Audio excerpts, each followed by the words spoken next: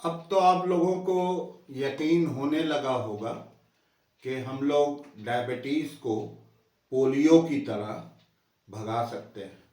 जैसे हम लोगों ने पोलियो को भारत से इरेडिकेट किया है, उसी प्रकार से हम लोग डायबिटीज़ को भगा सकते हैं।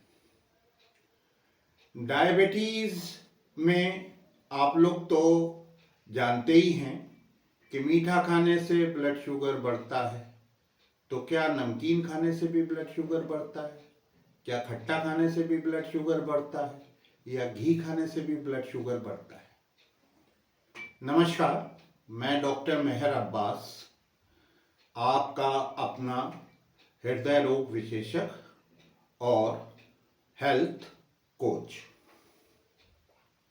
और आप देख रहे हैं आरबी मेमोरियल हॉस्पिटल का यूट्यूब चैनल, जहां हम आपको रोज़ाना ब्लड डायबिटीज से संबंधित साइंटिफिक जानकारियां आपको बहुत ही इजी वे में देते हैं। तो आज हम लोग जो बात करेंगे कि फूड की न्यूट्रिशनल वैल्यू ब्लड शुगर पे किस तरह से इम्पैक्ट डालती है, उसके बारे में हम लोग बात करते हैं। तो उससे पहले थोड़ा सा हम लोग रिकैप्चुलेट भी कर लें कि डायबिटीज में क्या होता है। आपका ब्लड शुगर लेवल बढ़ जाता है। 90% लोगों का ये मानना है कि ये जो ब्लड शुगर लेवल बढ़ता है, ये इंसुलिन की कमी के कारण से बढ़ता है, जबकि ऐसा बिल्कुल नहीं है। आपकी ब्लड शुगर जब बढ़ती है तो इंसुलिन लेवल अगर आपके बॉडी में कम है तो उससे आपकी ब्लड शुगर लेवल कोई प्रभावित नहीं होती, बल्कि प्रभावित इस कारण से होती है कि जो इंसुलिन रेजिस्टेंस हो जाता है। इंसुलिन रेजिस्टेंस क्यों होता है, थोड़ा शॉर्ट में आज भी आपको रिकैप्चुलेट करने के लिए बता दें कि इंसुलिन रेजिस्टेंस इसलिए होता है कि आपके बॉडी में जब आप कोई भी फूड प्रोडक्ट्स खाते हैं जिसमें आपकी कार्बोहाइड्रेट की मात्रा ज़्यादा होती है, तो वो आपके स्टोमक में जाती है, और स्टोमक में जाने के बाद जो है वहाँ से ब्लड स्ट्रीम में आपके ग्लूकोज चला जाता है। तो जो ग्लूकोज सेल में जाता है, ये प्रक्रिया अपने आप नहीं होती, वहाँ पे इंसुलिन की ज़रूरत पड़ती है, और जब ये इंसुलिन आपके शुगर अपटेक में असमर्थ होती है तो आपको डायबिटीज हो जाती है। तो हमको ये पता चल गया कि कार्बोहाइड्रेट से जो है, जब हम लोग कार्बोहाइड्रेट का सेवन करते हैं और एक्सेस अमाउंट में सेवन करते हैं, तो उससे हमारी ब्लड शुगर लेवल बढ़ती है। तो अगर हम लोग जो फूड हम लोग खाते हैं उसकी अगर हम लोग न्यूट्रिशनल वैल्यू के बारे में और किस किस कंपोनेंट से वो बनी हुई है, अगर उसके बारे में हम लोग जानकारी ले लें, तो उससे हम लोगों को ये पता चल जाएगा कि कौन सा फूड हमें खाना चाहिए और उसमें कितना ग्लूकोज हमको मिलेगा। ये सारी बातें हम लोग समझ सकते हैं। तो आज हम लोग आपकी फूड की न्यूट्रिशनल वैल्यू को समझते हैं और उसमें फूड में कौन कौन से कंपोनेंट्स होते हैं उसको समझते हैं। फूड में हमारे दो प्रकार के कंपोनेंट, प्रिंसिपल कंपोनेंट होते हैं। तो एक को हम लोग बोलते हैं माइक्रो कंपोनेंट, जो कि बहुत कम मिकदार में होते हैं, जो फूड का मात्र 5% कंप्राइज करते हैं। और दूसरा जो कंपोनेंट होता है उसको हम लोग मैक्रो कंपोनेंट कहते हैं, जो कि फूड का 95% कंप्राइज करता है।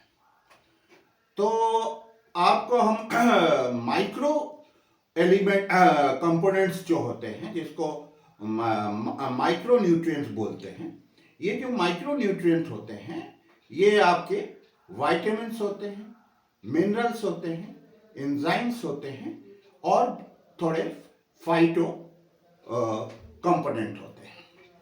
तो इसमें जो आपके कंपोनेंट होते हैं इसकी मकदार तो बहुत कम होती है। ये बॉडी में यूटिलाइजेशन पर्पस के लिए नहीं होते, ये बॉडी में जो आपके बहुत सारे बायोकेमिकल रिएक्शंस होते हैं उसमें एज ए कैटलिस्ट का काम करते हैं। तो माइक्रो न्यूट्रिएंट्स जो होते हैं ये बहुत इंपॉर्टेंट होते हैं। इसकी इंपॉर्टेंस को समझने के लिए आप एक छोटी सी एग्जांपल मैं दे देता हूँ। जैसे हम कोई एक बहुत बड़ी गाड़ी खरीदते हैं, जैसे मर्सिडीज मैंने खरीदी, तो जब मैं गाड़ी खरीदता हूँ तो हमको एक छोटी सी चाबी भी मिलती है। तो क्या ये बिना चाबी के ये जो बड़ी गाड़ी है, क्या ये स्टार्ट हो सकती है? बिल्कुल नहीं हो सकती। अगर ये इसकी चाबी नहीं है तो आप इस गाड़ी को स्टार्ट नहीं कर सकते। तो हमारी बॉडी में माइक्रो एलिमेंट्स की जो भूमिका है, माइक्रो न्यूट्रिएंट्स की जो भूमिका है, वो बिल्कुल इसी बड़ी और छोटी चाबी, बड़ी गाड़ी और छोटी चाबी की तरह है। आप माइक्रो न्यूट्रिएंट्स को छोटी चाबी समझ सकते हैं और जो बड़ी गाड़ी है उसको आप मैक्रो न्यूट्रिएंट समझ सकते हैं। तो यानी इससे, इस एग्जाम्पल से ये पता लगा कि अगर चाबी नहीं है तो गाड़ी स्टार्ट नहीं करेगी। उसी प्रकार से जो आपके शरीर की गाड़ी है, आपकी बॉडी की गाड़ी है, जब तक आपके पास माइक्रो न्यूट्रिएंट्स नहीं होंगे, ये आपकी बड़ी गाड़ी भी कोई फंक्शन नहीं कर सकती। तो माइक्रो न्यूट्रिएंट्स की काफी अहमियत होती है हमारी बॉडी में। आपकी, और मैंने कहा कि इसमें कैटलिस्ट का काम करते हैं। तो कैटलिस्ट, माइक्रोन्यूट्रिएंट्स जो होते हैं वो कैटलिस्ट का काम करते हैं। कैटलिस्ट उन चीजों को कहा जाता है कि जो आपकी बॉडी में ट्रेस एलिमेंट की तरह होते हैं और जिसका बॉडी यूटिलाइजेशन नहीं करती, मगर आपकी बॉडी में जो रिएक्शंस होते हैं, जैसे इंजाइमेटिक रिएक्शंस होते हैं, बायोकेमिकल रिएक्शंस होते हैं, तो बिना आपके माइक्रो न्यूट्रिएंट के बॉडी के अंदर कोई भी एसेंशियल बायोकेमिकल रिएक्शन संभव ही नहीं है। तो मैंने आपको बता दी कि माइक्रो कंपोनेंट्स जो होते हैं ये विटामिन्स होते हैं, एंजाइम्स होते हैं और आपके फाइटोकेमिकल्स होते हैं, जिसको फाइटोन्यूट्रिएंट्स भी बोला जाता है। तो अब मैं आपको एक एग्जाम्पल और दे सकते हैं जिससे ये चीजें क्लियर हो जाएंगी आपकी। जैसे आपको मैं बताऊं कि हमारी बॉडी में जो भी चीजें, जैसे आपके गम ब्लीड होती है, ये क्या होती है? विटामिन सी की कमी से होती है।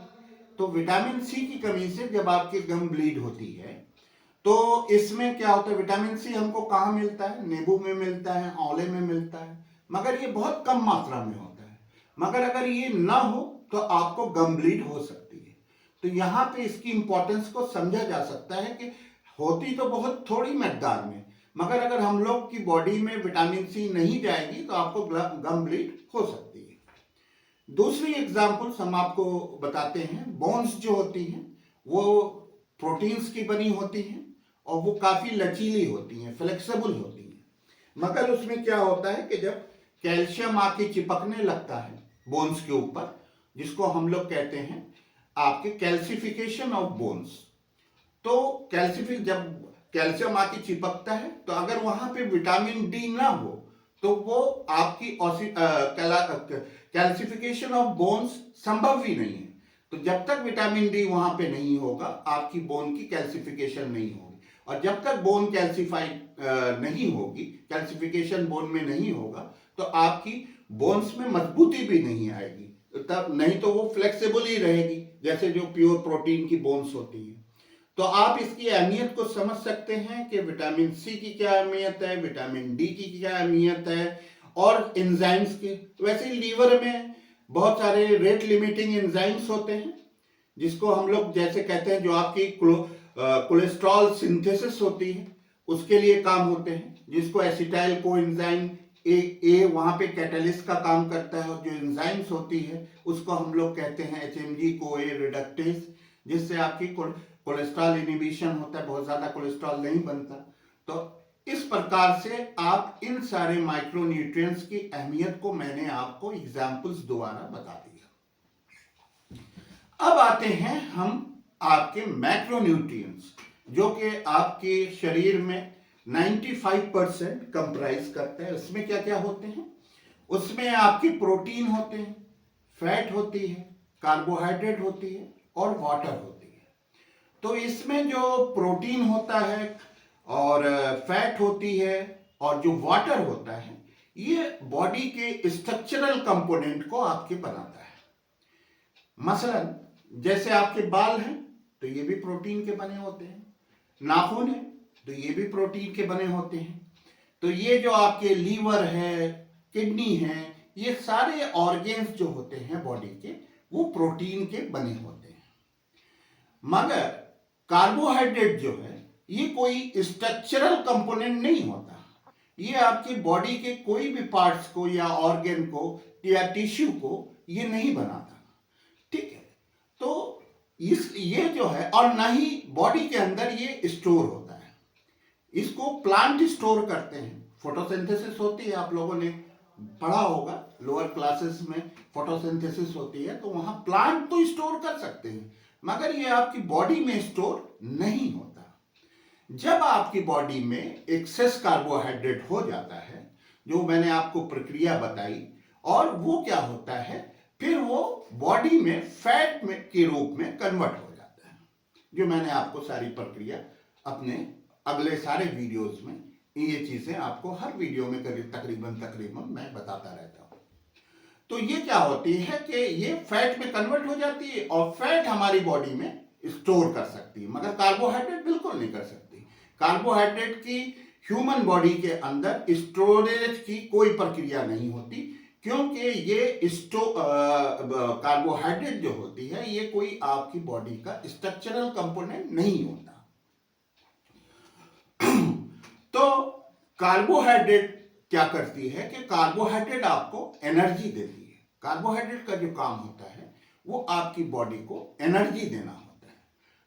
कार्बोहाइड्रेट का काम स्ट्रक्चरल कंपोनेंट ना होने की वजह से वो आपकी बॉडी में जो है वो स्टोर नहीं हो सकती, वो कन्वर्ट हो सकती है, स्टोर नहीं हो सकती। तो इतना आपको समझ में आ गया।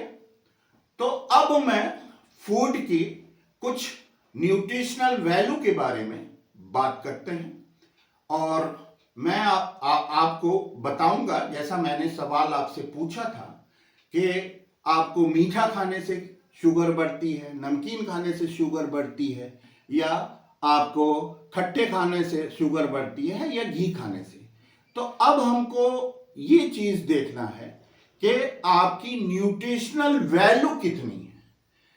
न्यूट्रिशनल वैल्यू के ऊपर डिपेंड करती है, ना कि आपके इसके फॉर्मुलेशंस के ऊपर, ठीक है। तो न्यूट्रिशन वैल्यू, अगर कार्बोहाइड्रेट की मात्रा किसी फूड में ज्यादा है तो उससे आपका ग्लूकोज लेवल बढ़ेगा, ब्लड शुगर लेवल बढ़ेगा। अगर कार्बोहाइड्रेट की मात्रा कम है तो आपका ब्लड शुगर लेवल जो है वो कम होगा। तो इसको समझने के लिए मैं आपको कुछ फूड की न्यूट्रिशनल वैल्यू के बारे में समझाएंगे, तो आप ये चीजों को समझ सकते हैं। तो सबसे पहले मैं आलमंड देखता हूं। आलमंड जिसको आप बादाम कहते हैं। बादाम में आपके 25% प्रोटीन होता है, 50% फैट होती है, और 10 से 15% कार्बोहाइड्रेट होता है। बाकी की जो क्वांटिटी है वो मॉइस्चर होती है। तो बादाम में क्या है कि कार्बोहाइड्रेट जो है 10 से 15% होता है, तो आप बादाम को खा सकते हैं। ये आपकी ब्लड शुगर पे बहुत ज़्यादा कुछ इम्पैक्ट नहीं डालता है। उसी प्रकार से हम राइस ले लेते हैं।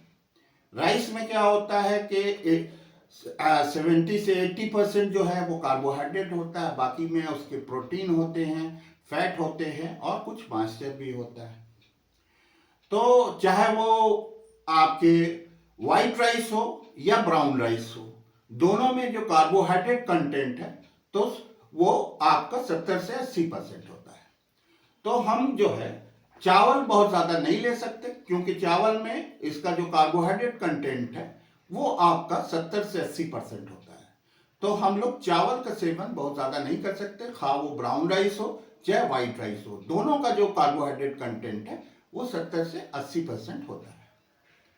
उसी प्रकार से हम लोग देखते हैं कि बहुत सारे ऐसी शुगर है जो कि दोनों में शुगर 100% है, मगर वो शुगर का लेवल जो है वो एक तो बढ़ाती है और दूसरा कम करती है। जैसे आप ले लें शुगर, तो जैसे बिस्किट वगैरह आपके बनते हैं, तो कुछ बिस्किट आपके मीठे होते हैं और कुछ नमकीन होते हैं, मगर जब हम उसका कार्बोहाइड्रेट कंटेंट देखते हैं तो वो दोनों में बराबर होता है, खा वो नमकीन बिस्किट हो खा वो मीठा बिस्किट हो। तो इससे ये पता लगता है कि हमारे जो फॉर्मुलेशंस हैं वो नमकीन या मीठे के ऊपर डिपेंड नहीं करते, उसका कार्बोहाइड्रेट कंटेंट कितना है वो हमारे लिए ज़्यादा आवश्यक होता है ये जानने के लिए कि उसमें शुगर ज़्यादा है या कम है। बहुत सारे ऐसे नमकीन बिस्किट होते हैं जिसका कार्बोहाइड्रेट बहुत ज़्यादा होता तो नमकीन है मगर कार्बोहाइड्रेट कंटेंट उसके फॉर्मुलेशन दोनों सेम है, मीठा बिस्किट भी और वो भी। तो हमको ये देखना है, तो आप ये हैबिट अपनी बना लें, कभी भी कोई फूड प्रोडक्ट अगर आप मार्केट से खरीदते हैं तो उसकी न्यूट्रिशनल वैल्यू बिल्कुल देख लें कि उसमें कार्बोहाइड्रेट कंटेंट क्या है, ग्लाइसेमिक इंडेक्स क्या है, वाटर कंटेंट क्या है, उसका आपका कार्बोहाइड्रेट जो है वो कितना है, वो सारी चीजें, टोटल कार्बोहाइड्रेट वगैरह ये सारी चीजें लिखी होती हैं, तो आप उसको जरूर देख लिया करें। दूसरा एग्जाम्पल जो मैं आपको देता हूं कि इसमें बहुत सारी चीजें होती हैं, जैसे आपकी फ्रेश शुगर हो गई, और एक होती है आपकी चीनी जिसको आप कहते हैं, और एक होती है फ्रुक्टो ओलिगोसैकेराइड, वो भी होती है, उसमें भी कार्बोहाइड्रेट कंटेंट, मगर यहाँ थोड़ी सी एनोमली आ रही है, इसको आपको समझने की जरूरत है। इधर चीनी है, इधर आपके फ्रुक्टो ओलिगोसैकेराइड होती है, ये भी एक प्रकार की शुगर होती है, इसमें भी कार्बोहाइड्रेट कंटेंट 100% होता है, शुगर में भी आपका ये जो है 100% होता है। मगर बहुत सारी जो बाजारू आपकी डायबिटिक कुकीज होती हैं उसमें फ्रुक्टो ओलिगोसैकेराइड का यूज होता है। तो मेरा कहने का तात्पर्य यह है कि इसमें भी 100% कार्बोहाइड्रेट है, और जो आप कुकीज में फ्रुक्टो ओलिगोसैकेराइड जो यूज होता है उसमें भी 100% है। मगर ये जो आपकी शुगर है ये तो आपकी ब्लड शुगर लेवल को बढ़ाती है, मगर ये जो फ्रुक्टो ओलिगोसैकेराइड जो कुकीज में होती है वो आपकी ब्लड शुगर लेवल को नहीं बढ़ाती। तो इस चीज को मैं अपने दूसरे वीडियो में जो आने वाला वीडियो है उसमें इस बारे में डिटेल्स में आपको जिक्र करूंगा कि दोनों कार्बोहाइड्रेट हैं, एक कार्बोहाइड्रेट तो शुगर को बढ़ाता है और दूसरा कार्बोहाइड्रेट जो है वो शुगर को नहीं बढ़ाता।